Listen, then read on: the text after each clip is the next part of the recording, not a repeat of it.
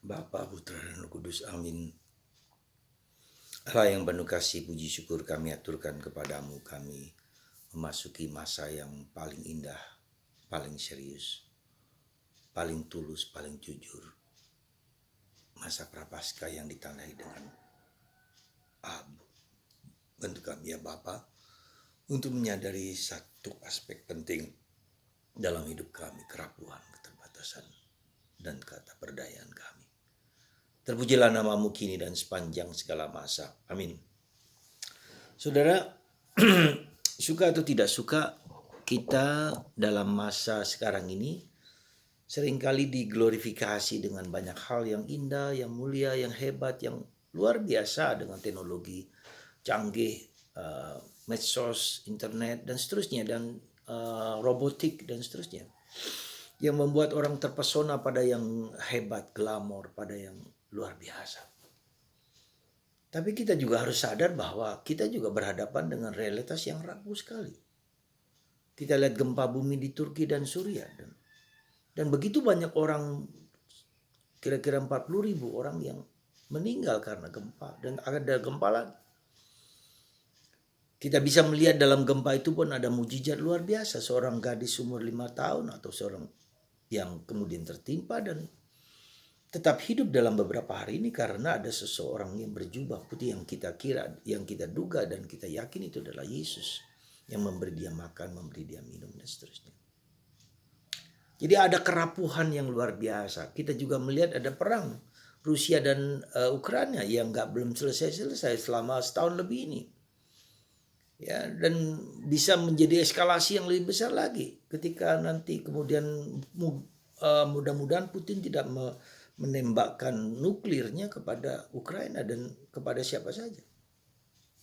Jadi ketegangan-ketegangan antara perang ini antara Rusia dan Ukraina, Cina, ya kemudian Iran, kemudian Israel dan semua negara begitu tegang, begitu luar biasa. Jadi, saya hanya mau mengatakan ada satu hal yang mungkin harus kita sadari di masa ini adalah kerapuhan dan keterbatasan kita manusia yang disimbolkan dengan abu, ya, yang disimbolkan dengan ketidakberdayaan, kita disimbolkan dengan shadow, bayangan-bayangan gelap dalam diri kita, bayangan-bayangan tak jelas juga dengan hidup kita, bayangan-bayangan yang kabur, yang kita tidak pernah bisa mendeteksi, merasakan kebenaran dan kejelasannya, uncertainty. Jadi dalam kehidupan ini kita harus berhadapan dengan satu hal yang saya bilang dengan paradoks kehidupan. Ya, embracing the paradox of kehidupan. Merangkul dan memeluk kehidupan yang tidak pernah jelas, tidak pernah tuntas, tidak pernah utuh dan tidak pernah bijaksana. Ya, kita berhadapan dengan realitas seperti itu. Nah, tadi pagi saya dan para postulan saya ajak untuk memegang tanah, ya. Tanah itu kita pegang, kita elus-elus, kita rasakan dan kita merasa apa bahwa inilah yang bakal terjadi. Kita berasal dari tanah dan kembali kepada tanah, rapuh, fragile, ya. Dan kita bisa sekejap saja bisa habis. Sekarang kita bisa bergembira tapi sekejap saja orang bisa habis, bisa hilang, bisa lenyap tanpa bekas. Nah, segala sesuatu rapuh, segala sesuatu tak berdaya. Nah, saya mengatakan pada awal mula tadi bahwa dunia sekarang penuh dengan glamor, penuh dengan glorifikasi terhadap karya-karya ciptaan manusia. Ya. Dan ini menjadi suatu permenungan kita di masa ini. Kita boleh mengglorifikasi karya kita yang hebat, tapi kita jangan lupa kita adalah manusia lemah, manusia rapuh. Keseimbangan antara kekuatan dan kelemahan, ya, keberdayaan dan ketidakberdayaan, kejelasan dan ketidakjelasan, inilah paradoks dan inilah yang harus kita rangkul. Supaya kita menjadi apa? Menjadi bijaksana, menjadi bijak, dan juga menjadi kedamaian hati kita, ke batin kita tidak terkungkung kepada kehebatan keluar biasaan, tapi juga belajar untuk duduk diam, untuk merenung, untuk bersyukur, Dan yang paling penting menurut saya adalah bahwa kita dilatih untuk apa? Untuk menjadi ya, tahu dan sadar bahwa bukan kita yang paling penting. Yang paling penting adalah bahwa kita mengenal yang paling esensi dalam hidup ini, yaitu Tuhan. Tuhan yang mengontrol kehidupan. Tuhan yang membentuk kehidupan. Semua cita-cita kita dulu waktu masih kecil, masih muda, apakah semua terlaksana? Juga tidak. Kita belajar hidup dalam kontrol Tuhan. Ya.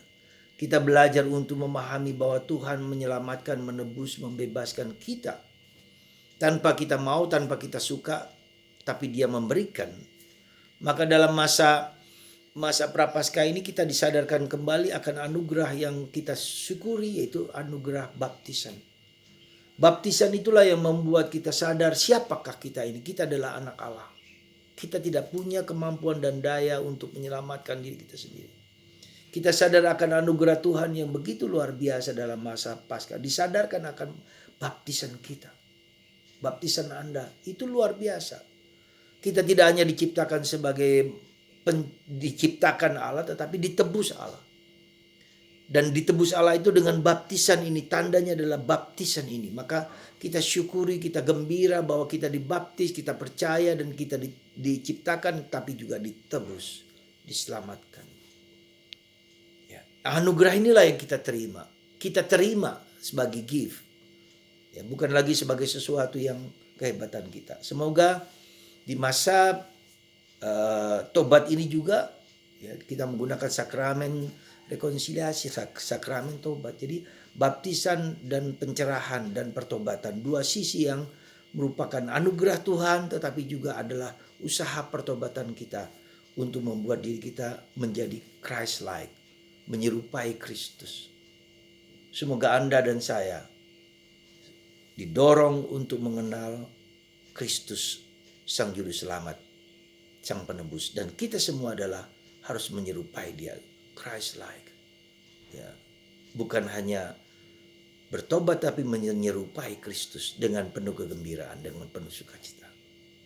Karena kita diselamatkan dan ditebus. Tuhan memberkati Anda dan semoga masa Prapaskah ini menguatkan kita untuk menjadi dan menyerupai Kristus dimanapun kita berada.